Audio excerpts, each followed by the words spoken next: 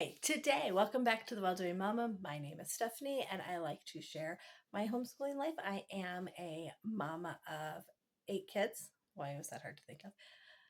I'm a homeschooling mom of 8 kids, ages 21 down to 5. We have been homeschooling since the beginning, so anywhere between 16 and 21 years, depending on where not you consider starting homeschooling. And I love to talk about different curriculum. I've used a ton of YouTube videos to pick out curriculum. And so I like to share those with you. And I'm hoping to do some other types of videos, but this is what I'm sharing today is America's Story 1.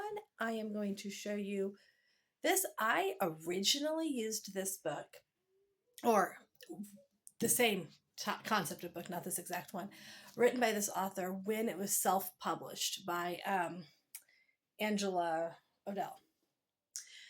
Um, she published it herself. It was like a living story of America or something like that. And then eventually Masterbooks picked it up and kind of spruced it up just a little and things. So I actually used this years and years ago with my oldest too. But we're going to go through the Masterbooks one. We use this at our co-op.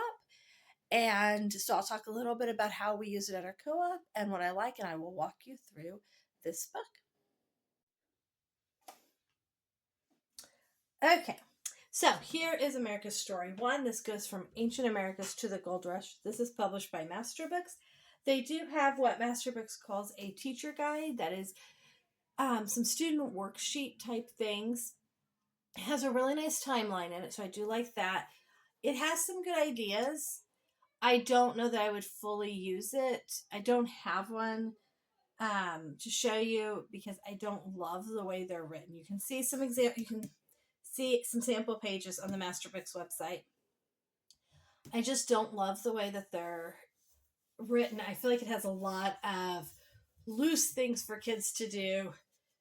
But it does have some cool ideas in there. So if you have multiple kids you're doing this with, I would say get one and look at it for ideas, or look at it and see, maybe it's something you would love to have. Some people might love having them. We have done this in co-op, and so we did not use the teacher's guide with it. I personally would just use a spiral bound sketchbook. You can get them for like $5 at Walmart. And the kids can do narrations, drawings, and those types of things in there. I did like the timeline. So that would be the one like thing if you really want a picture timeline that is in there. So that's kind of optional, but this book is completely reusable and very affordable. So especially if you're on a budget, you can totally do it with just this book. And you can make your own timeline. I'll show you how they have that in here. You could just have your kids make your own. So I tend to be more of that mom, but if you want a little more structure, they have the teacher's guide. They call it teacher's guide, but it's basically student worksheets that go with it and you can use. But they're a little different than traditional worksheets. So definitely look at it if you're considering it. Okay, so here's the table of contents. If you want to see what is in the book, who lived here first, Leif Erikson, Christopher Columbus, settlements, pilgrimage, Squanto, life in the colonies, William Penn, William Wilberforce, young George Washington, winds of change, the power of words, the British are coming, stories of the American Revolution, more about the Revolution, 13 colonies, first in the heart of his countrymen, looking west, Louisiana Purchase, the adventures of Lewis and Clark, the strange war of 1812, industrial revolution, passive change, heroes of abolition, the story of the Alamo, Journey West 1, Journey West 2, and our place in history. So you can get a good feel for what this book is going to cover. This is a Christian book. It's written by Masterbooks, so it is a Christian curriculum, and we'll have that bend to it. So each chapter, and there are, let's see, 28 chapters? So our co-op typically runs about 34 weeks, 32 to 34 weeks. And so basically what they did is a chapter a week, and they would, there's two different grade levels that we're using this. The younger kids would, in class, they would read the chapter together in class. The teacher would read and talk about it. And then they would do some kind of activity based on that chapter. The older kids would read it at home, and then they would come and discuss it and then do some activities based on it. We have an hour and a half in co-op. So you as a mom at home could easily do this. I personally, when I was doing science and history at home, preferred to do blocking of it. Like I would do an hour or to two, depending on what we were doing and how interested my kids were. I would do at least an hour of science or history at a time. And so I would do like maybe Tuesday and Thursday I did an hour of history, and Monday and Wednesday I did an hour of science. I just felt like we got more out of it to do a big block of it than to try to pull it out every day for 20 or 30 minutes. So that's just, so if I was doing this at home, I would probably one day, I'd probably read half of it one day and do an activity or notebook, write some things down, draw a picture, and then the other day read the other half of the chapter and do some more activities with it. So every time it starts with just kind of like a little overview and ask a few questions. And so these are things you can kind of talk about before you start and see what you're thinking. So get some questions and you're going to hit reading those. So here's where I told you it does show you a timeline as you go through. So you could pick which of these things you think are most important. And this does go with the young earth creationist viewpoint. So be aware of that, which I prefer. So, but others might not. So you could totally, in your own little notebook, create a timeline. And this is throughout the book. There's the timeline. So I love timelines to look at things and see how things kind of fit together. So it also here gives you definition words. And so what our teacher did is she had the kids write these in a little notebook each day. Write the word, write the definition, and then they kind of reviewed and went over those. They actually made these little cornhusk dolls. They were so cute. Okay, so you read through it, and then it has a narration break. Younger kids, this is a great thing to talk about. Older kids, this is a great way to get them to start writing a paragraph. Like write down 3 or 4 things. Now let's turn that into some sentences. Let's make a paragraph. Narration is something that kids have to learn. So it's a skill you kind of have to work with them on and do together.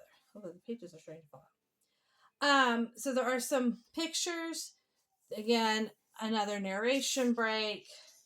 This is a great map. This would be an activity. If I was teaching, I might just take a blank map like this and try to have the kids color it in themselves. It shows different houses that Native Americans lived in. So another fun project is to make a teepee or make a house like that. And then talks about different varieties of corn. And then down here, it gives some things that they've learned. I would probably take these and turn them into questions. And then as I go through the book, I would review vocabulary and these questions with the kids. That would be kind of if I was teaching it myself.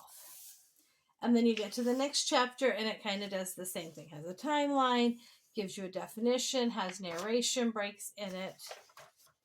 And then they often have these pictures. So see, they have lots of pictures that you can talk through and look at.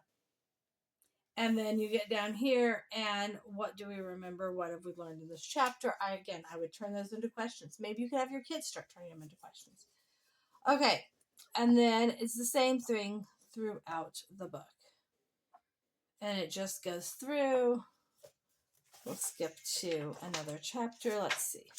Life in the colonies. This is a little tricky because it does talk about Salem witch trials. And so there are some things in American history that are a little tough to talk about.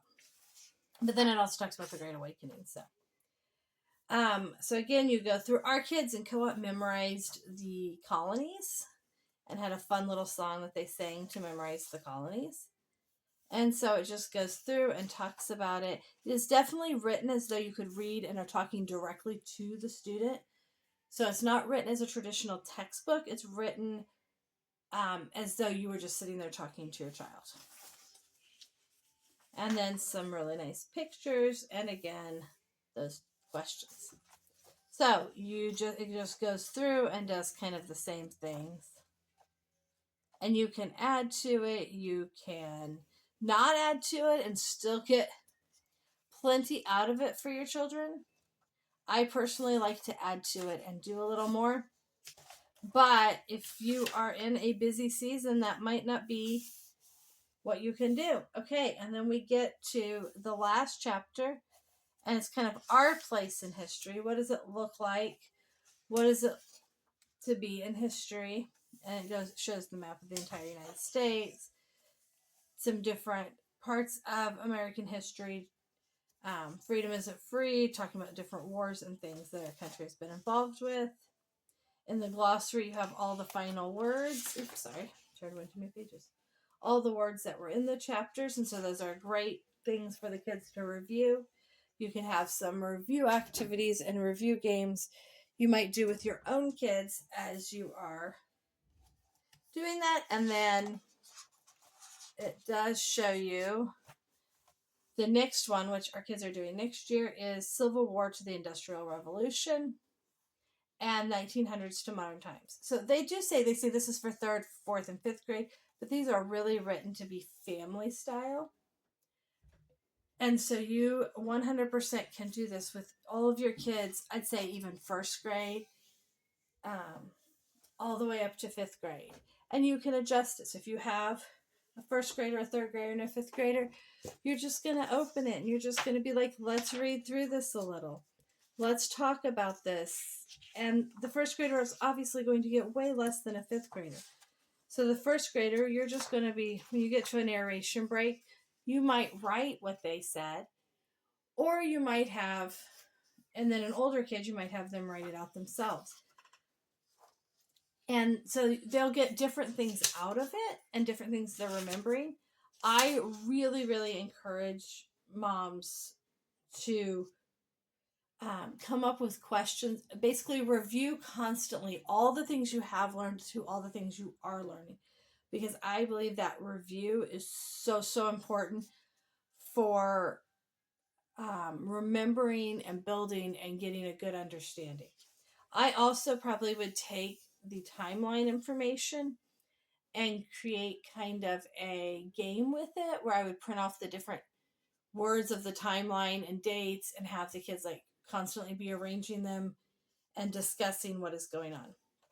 The other thing is Angela Odell, who wrote this, does have a website, and I don't know if Masterbooks has it linked on theirs or if it's just on her website, but what are they called? Living history books that you could read with this.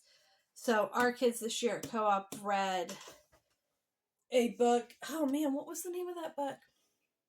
I cannot think of the name of it off the top of my head. But in the book, the little girl carries a message in the American Revolutionary War. So that is another great aspect that you can add to it. Older kids, you can have them reading a book on their own, giving a book report, or you can do a family read aloud. I feel like this is very accomplishable. I feel like some curriculums have so many pieces and bits, and they have really great things, but they become so overwhelming they don't get done. And so what I really like about this is I feel like it's totally doable and it will get done. And being done is more important than having every amazing piece. There's some really great ones too. And you can add in the teacher's guide. If you have time and energy and you want to pour more time into it, you could add in the teacher's guide and do some of those extra things. Or you could look up and find extra things. I created a Pinterest board last year, and my friend and I were going through this to pick activities. I think I had one for this one. But her and I picked just basically an activity for each chapter. And some of them might have just been more of a coloring page. Some of them, let's see, what other things did they do? They made the dolls. They made a Viking shield. They made when they got to the Texas, I don't know where, anyway, and here somewhere was the Alamo, and so they built Alamo. Oh, here it is, the story of the Alamo. They built Alamos out of sugar cubes. Oh, I'm trying to think what else they did. They did some fun things. I don't know. That's what I can think of off the top of my head. They did some really fun things that way, and so you could do that. They also made, let me make sure my kid's name's not on it. I'll just show you. Yeah. They made these little posters. Oops, sorry. I thought these were cute. Different kids in the class made these. Although your kids, you could make something like this with your kids for each chapter if you wanted, and then basically create a whole book. So you can see the moms help some write words. But my kid picked some pictures, and he did the Vikings chapter, and he made a little poster about the Vikings and what they learned. So this was a fun little project they did, each kid picked a different chapter of the book to make a little poster about.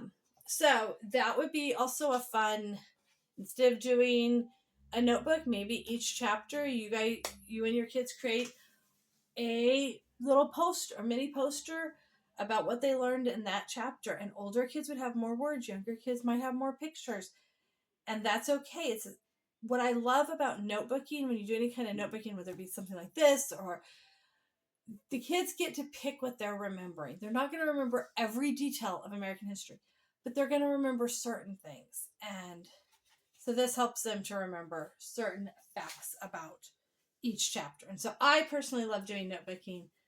Since I'm not teaching the classes anymore, it's hard because in co-op is a little different than if you're doing it at home. But I think doing a really cool spiral bound notebook where you put in pictures and words and retellings, maybe you do a drawing, add a map as you're learning the colonies. Maybe you have your kids try, I think my older daughter who did this tried to draw a couple of the different presidents that it talks about. Here it shows a fort. Maybe the kids try to draw the fort. So I think there's some really, the crawfish, you could have crawfish for dinner.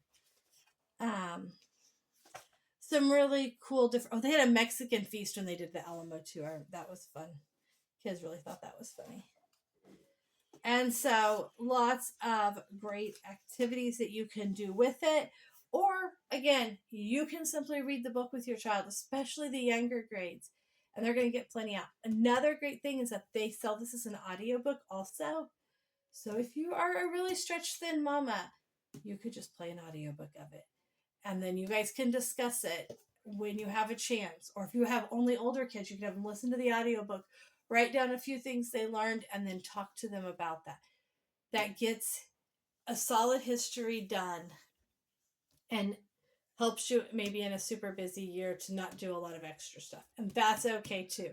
But so I do like these books. They work well for our co-op, and I think they work. I really enjoy doing it even with just my own kids. If you have older kids, another option, sorry, I have a lot to say, obviously.